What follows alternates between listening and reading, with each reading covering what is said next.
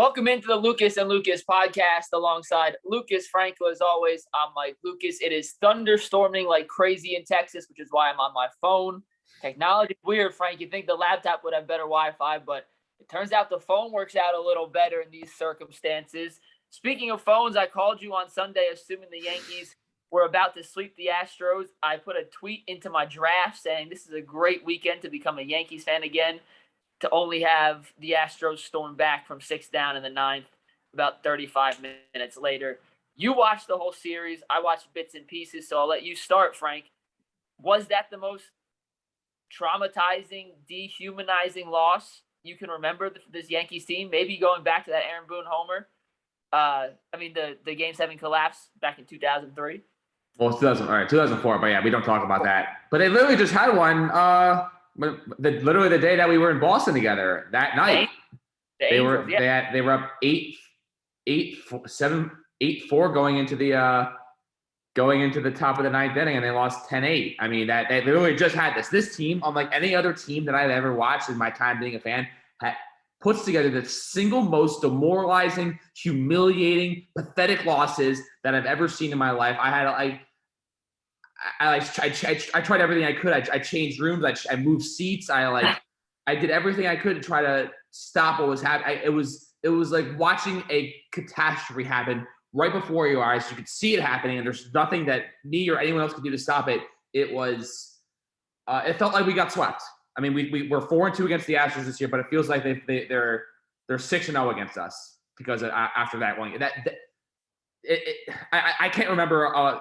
As bad as that Angel loss was a week and a half ago, whatever that was, on that when they should have called the game after 4.5 innings because of rain, and they restarted at like midnight and finished it at like 2 a.m. This tops it. There's just no words to describe how embarrassing that was. It's the final game of the All-Star break. You had a golden opportunity to sweep the team. You're up 7-2 in the 9th inning. You should never, ever, ever, ever, ever, ever lose. MLB teams this year are 493-2 when leading by 4+ runs entering the 9th inning. The Yankees have both of those losses. You stole my stat. You stole my stat. I was about to pull that up, Frank. Wasn't your stat. I was so ready to be back in on this year. I was so ready to be like, all right, forget all the shortcomings of the first half. We're back. We just swept the freaking Astros. We're ready to go in the second half, and to see them unable to do any, just to get 3 outs with a 5-run lead that is just as embarrassing as it gets. And man, all my hope and excitement just is gone now. It's Mike, it's terrible. So what Garrett Cole did on Saturday was unbelievable, and we'll talk about that in a sec, Frank. But the thing that angers me the most about what happened on Sunday was Altuve ripping his jersey off. His teammates ripped his jersey off. Listen, I have a couple of thoughts about this, whether it's the teammates, whether it was him. However, the Astros decided to de-shirt Jose Altuve, the Astros got away clean with it. And if you get away clean with something, you can't then joke about the past. Like, imagine O.J. Simpson making jokes about killing his wife. They wouldn't be funny. They wouldn't land. Everybody be like, that is kind of effed up. Like, it's not cool. The Astros, for all intents and purposes, got away with their cheating scandal. So for Altuve to now come back and try to make a joke of it, A, only cements the fact in my mind that he absolutely was wearing a buzzer back when the whole thing happened. And then B, you just can't make, if you get away with it, you can't make jokes. And if it was a Yankee player doing that, I'm hypocritical, because if it was roles reversed, I would have loved Aaron Judge doing that or whatever. But like, if you get away with it, you just can't go back and then make jokes about it, because it's just rubbing in the face of the fact that, yeah, I cheated, I got away with it. F you guys, which we all know that's what the Astros have been doing. But I did not find that nearly as entertaining as some other people did, just based on the fact they didn't get punished. If you get away with it the first time, just shut your mouth and live your life the rest of the – sorry, I went to the dentist this morning, so it's kind of tough for me to talk. So if you see some prolonged pauses, it's just me letting my face denummatize. But you got away with it, Altuve. Just sail into the sunset. Do what you got to do from now on. You're obviously not cheating anymore. But, don't go back and revisit the past, because it just makes you look even worse for what happened in 2017, 2018, when you clearly were cheating. Well, Aaron Judge started all this on Saturday when he mocked Altuve going like that, like, don't take my jersey off. But he has the right to, though. He has the right. Like, people, and I keep going back to OJ, and obviously OJ and Altuve, very different circumstances. One's actually criminally bad, the other one's like baseball pettiness.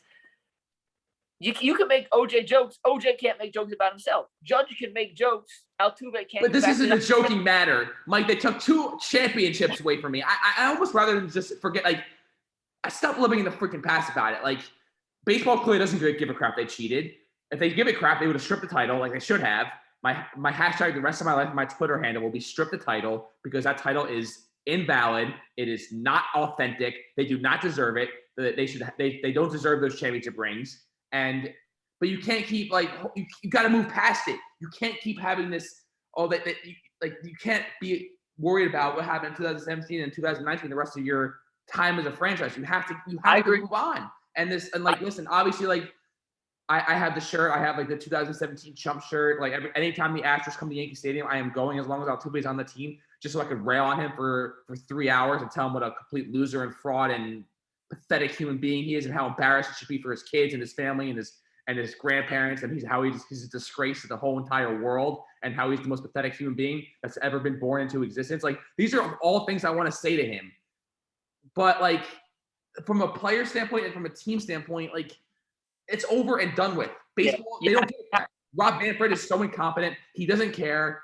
Teams could, you could literally have you could film a freaking movie and have sign stealing galore, and he wouldn't care. He is a terrible commissioner, and obviously there's multiple sides to blame here. The Astros are to blame, the Manfred's to blame because he doesn't care that they cheated. But move the hell on, and everyone's being happy that Judge did that. From my standpoint, like I said before, it's over and done with. You have to move on. I don't want to keep hearing about this, because the team now sucks, and it should be more about the Yankees sucking than having to keep reverting back to what happened in 2017 and 2019. The past is the past. Win tomorrow. Win today. You can't win what happened 2 years ago anymore, because baseball screwed it up and they took 2 championships away from me. Agree. Let's talk about Garrett Cole real quick. What a performance! Yeah, but it doesn't mean anything right now. It was. I said to the Yes Network guys because they work in the same building as us. I said, listen, that was great last night. Make it mean something. And for 3 hours on Sunday, it looked like, yep, we're back. And they blew it. So that Garrett Cole start, as great as it was, as excited as it made me feel, crumble it up, throw it out the window, it means nothing. No, I disagree to an extent on that. I think Cole needed some confidence after 3 bad starts in a row following the whole spider tack situation. I think the Yankees, and obviously the collapse is miserable, but they gained some confidence. No. There's no silver lining here. There is no silver lining here. A loss like that is, I know in the standings it only counts as 1, but it may as well count for 20. That was a 20-game loss in my book. You're the biggest overreaction of America. And yeah, the loss sucked, but I do think getting Cole back on track as the premier ace that he was and is a win in that series. Winning 3 of 4 against the Astros. The Yankees aren't scared of the Astros. The collapse is them. They should be 5-1 against Houston this year. So they should be 6-0. But go on. You don't go into a playoff series with Houston, shaking your boots as a team that even when you haven't been at your best in the first half of the season. That's one of the few teams you've had relative success against. Yeah, the collapse sucks and the bullpen choked, and I have serious concerns about Chapman moving forward and a couple of guys in the back end of that bullpen. But overall, having Garrett Cole come out, do what he does, and then kind of put Aaron Boone in his place, which I think a lot of guys on the team want to happen and have hoped would happen and have kind of prayed, stop playing analytics, trust your gut, let your best players play. To see Garrett Cole, a $350 million man, tell Aaron Boone to, get back in the dugout, I'm not coming out of this effing game, is a moral confidence booster to, hey, the numbers don't determine everything. Sometimes it is us, and we have the ability to affect the outcomes of these games, not just necessarily a stat sheet that we sometimes look at. So I think overall, yeah, the 9th inning yesterday, an absolute travesty. The totality of the series does give me a little confidence that this Yankee team may be ahead. I'm not jumping, I'm not buying stock yet, but I'm at least hopeful that this team could be pointed in the right direction for the second half of the season. Well, they're 8 games back of first place. They could have been 7. They're 4.5 games, I believe 4 to 4.5 games back of a wild card spot. So like the division's gonna take you have to go like there's 13 games left against the Red Sox. You got to go at least like 10 and 4. 10 and 3. 10 and 3, sorry. 10 and 3, or yeah, something along the like, and it starts on Thursday. Like this Red Sox series that coming up here it's make or break. If you don't go 3-1 or 4-0 against the Red Sox in this series, then you could basically you got to make changes. You can't just have the status quo here the rest of the way. Whether it's trading someone like Gleyber Torres or Gary Sanchez or even an Aaron Judge, which I'm not opposed to. Every time Aaron Judge does something that like taunting, it backfires. After the Yankees won 1 game in the 2018 division series, he pumped the New York music. They didn't win a single game in the rest of that series.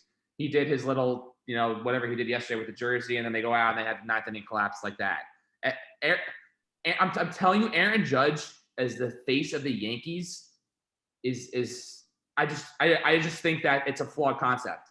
He is not a Derek Jeter. He is not a Mickey Mantle. He's not a Joe DiMaggio. He's not a Lou Gehrig. He's not a Babe Ruth. He's not in this list of pantheon guys in the franchise. And I don't think that maybe it's a little unfair that the Yankees have placed this burden of expectations on him and have a whole Judge's Chambers thing. Or maybe it's just the franchise is so desperate for a leader. But I think Aaron Judge as a face of a team that's supposed to contend for championships year in and year out is it's a flawed recipe. Yeah, he's a very, very good player. I'm not sure if he's to the caliber of the guys who you can build a franchise around in baseball. Like, he's obviously very good, and when he's right, he's elite, but he's been so inconsistent. He's been injury prone, and he strikes out too much. I mean, is he a guy you'd want on your team? Absolutely. But if the right package came to trade for Judge and they could rebuild the entire farm system and get some elite arms back, like I would absolutely be in favor of letting go of number 99, even though right now he is the most exciting thing they have in pinstripes. I mean, I'm not saying that like the Yankee struggles are all his fault. I just think that,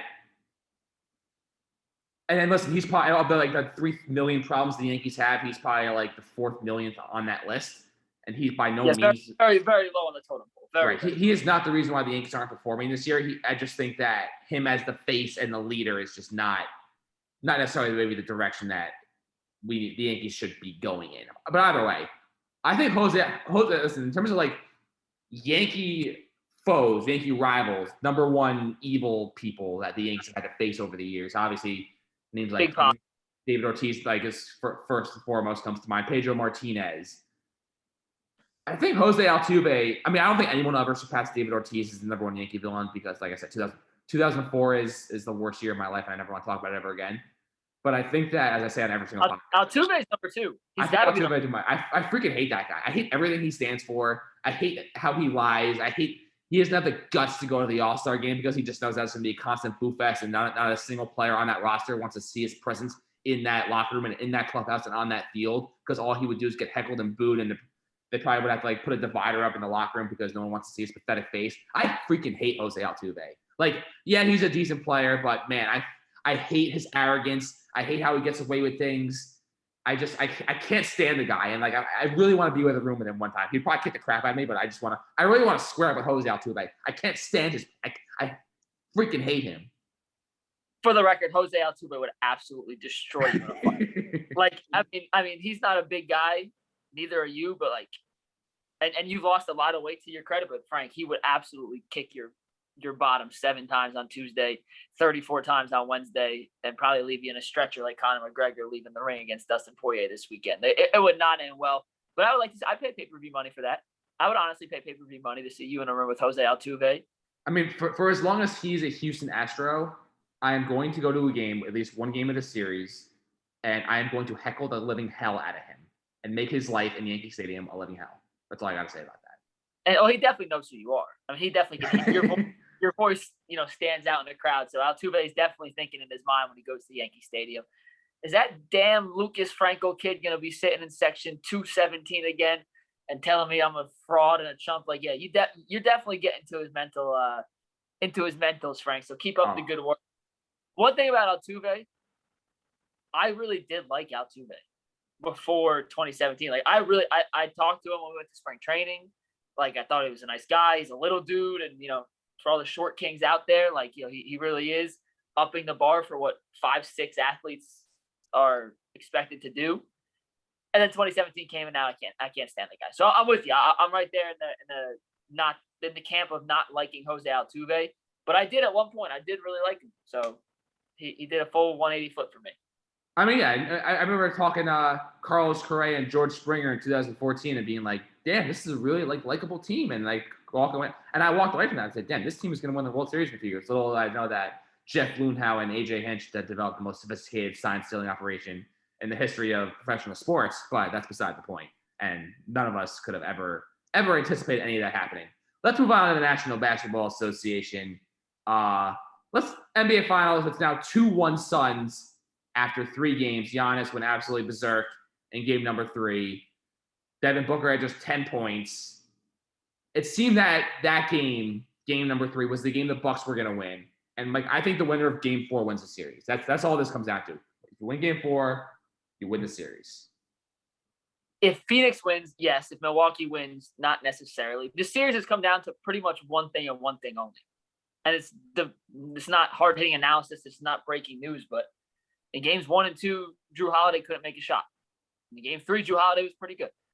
And those first 2 games were never super close. But Milwaukee at points, they had it to 7 in game 1 at one point in the fourth quarter. They had it to 5 at one point in game 2 in the fourth quarter, and just could never get over that hump. Jrue Holiday and Chris Middleton combined to shoot 12 of 43, I think it was, in game 2. You're not going to win when your second and third best players combined to shoot 31% from the floor. In game 3, Devin Booker was 3 of 14 from the floor. Couldn't hit the broadside of a barn. Of course Phoenix is going to lose when their primary scorer can't score. I don't really have a read on this series. I don't think we've seen the game where both teams have played well. I don't think we've seen either team matched up against each other at 90% of their ability. And until we do that, I really can't determine from watching it, who's better. Because the first 2 games, Phoenix was clearly better. And game 3, Milwaukee was clearly better. And maybe it is a legitimate home court advantage in the series that these guys who have never been in the NBA Finals are getting super antsy and anxious on the road and can't seem to find the rhythm offensively. And when they go home, they're much more comfortable and seemingly making more shots. But through 3 games, I can't tell you that one team's definitively better than the other. I mean, this seems like it's shaping up like that Nets series. Nets completely dominated the first 2 games. Everyone and their mother had the Nets winning that series in 4 or 5 games. And obviously injuries played a little bit more of a role than anyone could have probably ever anticipated, because the Nets are healthy. They do win in 4 or 5 games. But the Bucks at home in this postseason, they're 8-1. They're 5-6 on the road. They're averaging over 113 points per game at home, 107 on the road. It's crazy. I mean, I don't know what it is. I mean, I don't know. There's always this saying that, role players play better at home than they do on the road. But the Bucks are they're this indestructible monster at home, and they can't get out of their own way on the road. It's pretty amazing to see because home and road, obviously the fans are important, but man, I can't believe that the Bucks are they're the unbeatable, massive team, and it just can't find a way on the road, but can't lose at home. It makes no sense. Yeah. The difference in basketball and baseball, every stadium's different. So, there is a home field advantage just based on the fact that you're more accustomed to playing in a certain stadium. The ball bounces, yada, yada. Basketball court is a basketball court. The rim's still 10 feet tall. The court's still 94.5 feet long. Same distance width-wise. So it comes down to just comfortability. And a lot of times role players are role players because they don't have the, mental fortitude to handle some of these adverse situations and succeed. It sucks when you're missing shots, even in pickup. You start missing shots and you get in your own head. And it takes, what makes the best of the best in the league the best of the best is their ability to kind of block out all the outside noise and just put 100% of their mental capacity into the game at hand. And you saw guys like Joe Harris not be able to do that in the Nets series. You've seen guys like Jrue Holiday at points of this postseason look like he's a fringe bench guy. And then the next game he comes out and he looks like a top 20 player in the league. So, yeah, I don't exactly know what the dilemma is for both of these teams as far as playing well on the road. And I think game 4 will be a major indicator of whether the series is going 5 games or whether it's going 7. But I still think the Suns have a tad bit of an upper hand just based on their more consistent scoring ability and DeAndre Ayton being the one big X factor.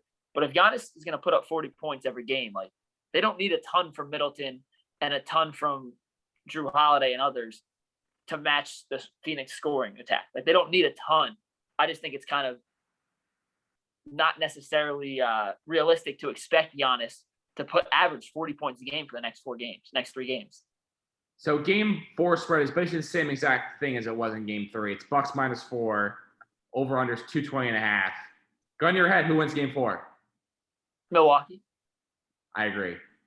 Series price, it was -475 for the Suns after the first 2 games. Now it's -250 for the Suns. The Bucks went from +375 to +210. Gun to your head, who wins the NBA Finals? The Phoenix Suns. See, I think the Bucks win. I think this is the coronation of Giannis. Assuming, listen, and obviously injuries continue to play a massive role in these. Assuming that everyone stays healthy, which who knows at this point? I mean, we've seen every single possible injury that you could ever imagine, whether it was Anthony Davis, whether it was James Harden, whether it was Kyrie Irving, whether it was Trae Young, whether it was Joel Embiid. I mean, the list of superstars to go down these playoffs is never ending. And who knows? And why should anyone believe that's just going to end right here? But assuming all the decks are equal, no one else gets injured the rest of the way, I think this is the Giannis pantheon I just feel like he right now is just on this roll, on this mission that he will not be denied. And listen, I'll turn out to be probably dead wrong on this, but the dude is just single-handedly going to will that team. Because the Suns, like, they're not this – obviously, Devin Booker has the ability to go off, but I feel like Giannis is the single most unstoppable player in the series. And when he's hitting free throws like he did last night and hitting shots like that way, like, I mean, aside from like 100% healthy LeBron, like the dude is freaking unstoppable. He can get to the basket at will every single possession, and literally they can just tell Giannis, "Hey, listen, here's the ball, just drive and score every time, and you will never stop it, unless you like put like 3 or 4 guys on him, and then he'll kick it out to a Middleton or a Holiday or Connaughton or whoever to hit a shot."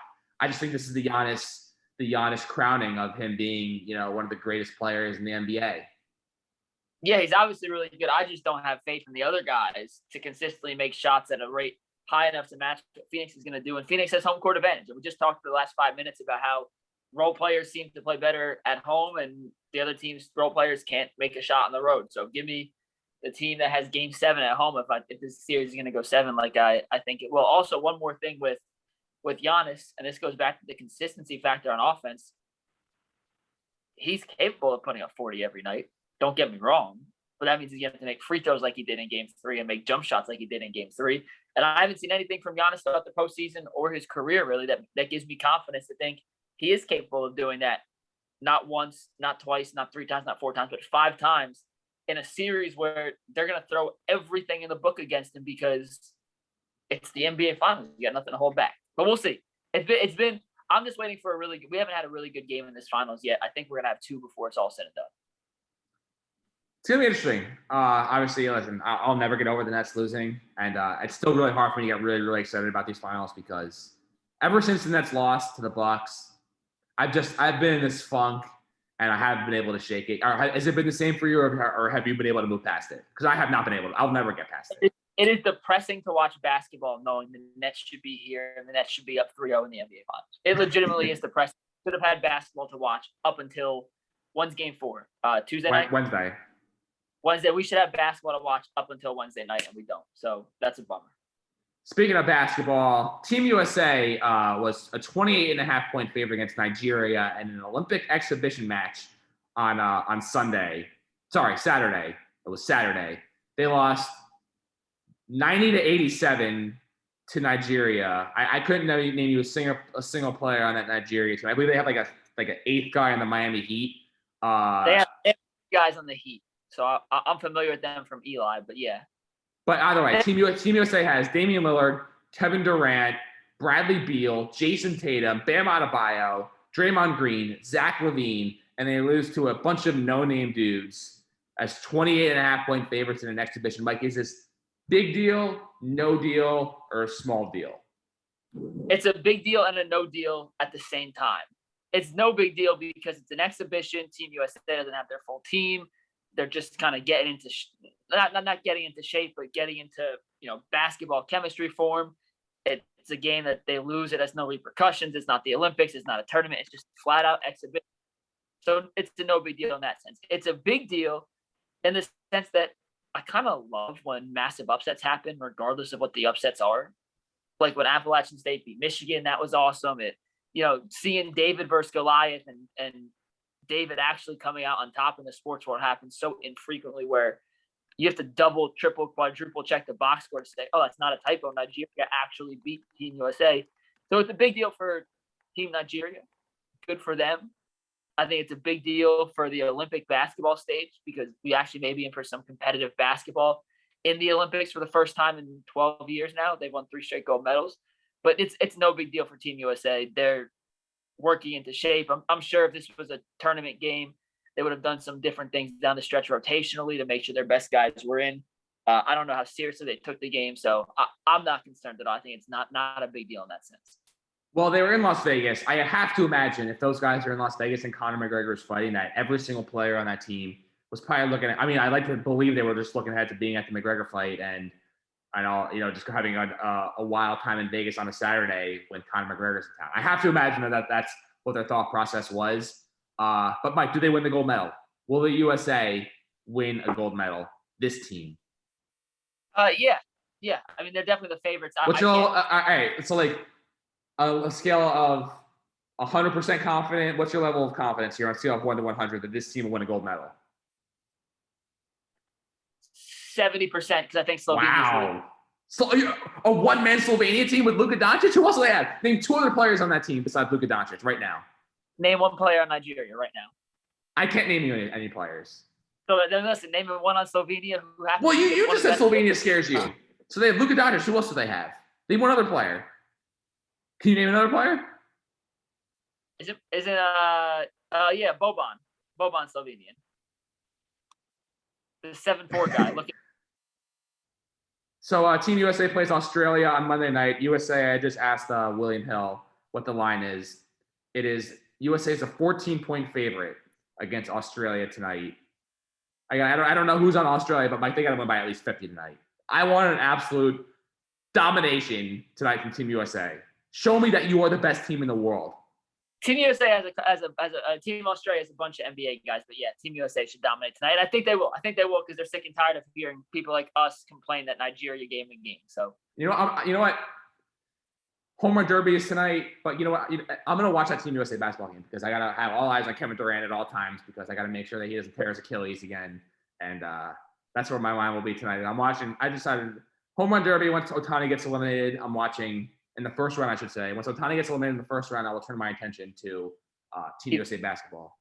He's definitely not – I mean, he could win it if he wants, but he's definitely just there for the eyes, right? Like, he's definitely not trying. By the way, terrible decision by Ohtani to compete in the All-Star game. This is going to ruin him for the second half of the year. He will not come close to replicating the success he had in the first half. You have to exert so much energy. I've seen dudes get ruined all the time from going all in on the home run derby. Ohtani pitches and hits. He should rest the whole week, gear up for the second half, and instead of like trying to, I guess on the other side that he knows that this is not sustainable for a long period of time, and to go out there and just do it for, get this season, maybe one more season, I think maybe at like this level of greatness, pitching and hitting, because there's no way this is a decade-long run where he does this. This to me is a 2 or 3 year thing max, while he can pitch and hit consistently, pitch every 5 days, hit every single day. This is, listen, because we've never seen, I mean, I could be dead wrong on this, and I usually am, but I can't see this being a sustained thing for Ohtani. I just can't.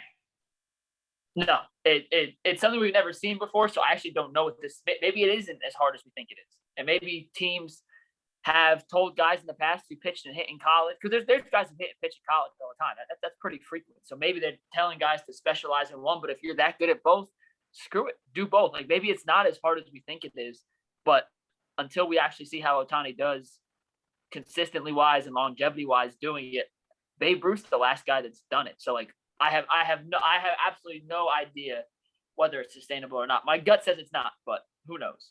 Well, I feel like if it was, you would see, I mean, even like in high school, I mean, you covered high school baseball. High school coaches don't allow their star pitchers to even swing a bat. Like, they are so protective over their pitchers. It's really a sight to see. I mean, down here, like the best pitcher in our area, the A&M commit, hit like 16 home runs this year too. Right. I should say that not every single pitcher who also hits, but I've seen it where like there are pitchers, yeah, you're right, who specialize in that one facet of the game from an early age. But I'm saying that there are guys in college who do both. Like A&M is a guy who does both. Trevor Warner started third base like 23 games this year and throws 97 out of the pen when he's not starting. So like there are guys who do it, and I guess my thought is maybe it's not as hard as people once thought it was. Like it's not impossible. So maybe we see more guys attempt to do this. But I think at the same time, it takes an elite player to do it. You can't be an average pitcher and a semi-decent hitter. Like if you're gonna do both, you have to be fantastic at both. And I think Ohtani might be that rare occasion who actually is good enough to do both at a high level in the majors. Great. You just led me to a point that's probably gonna be one of the best points that I'm ever gonna make on this podcast, and then we'll wrap up. So here's how I want this to go. I want every single great player that comes up in the draft, wherever they come from, international, to pitch and hit. So that way, and once you see a guy do the same thing, then people can stop, oh my God, Ohtani is the greatest player of all time, because I'm sick and tired of that stupid narrative. I want the American culture to change their perspective on this. Let every single guy who wants to pitch and hit in the major leagues, and that way I don't have to hear about the scrub Ohtani ever again. And Mike, this whole debate about him being the greatest player since Babe Ruth, I won't have to hear it ever again. That is an unbelievable point, and honestly, that's the podcast. Let's end it right there. That's the podcast. That's great. See you guys next week.